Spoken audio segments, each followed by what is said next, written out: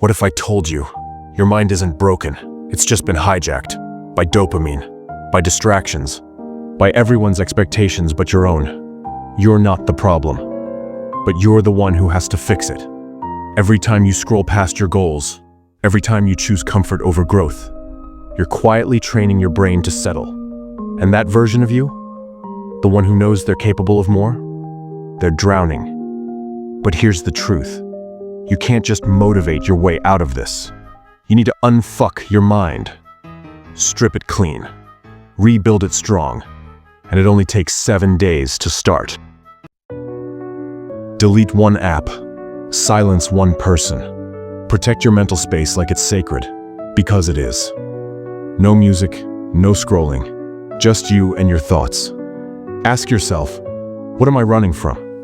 Sit in the discomfort. That's where truth lives. Break one habit.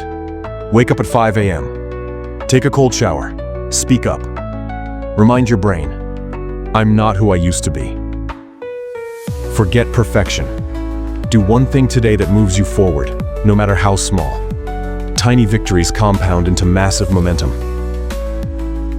What you watch, what you read, what you say to yourself, it's either healing you or harming you. Choose wisely.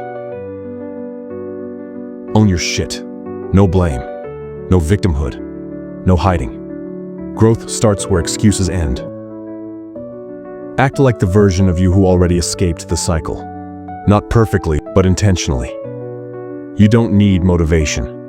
You need identity alignment. Your mind isn't your enemy. It's your weapon. But only if you learn how to train it. So here's the challenge. Unfuck your mind in the next 7 days. Come back a version of yourself you respect again. You in?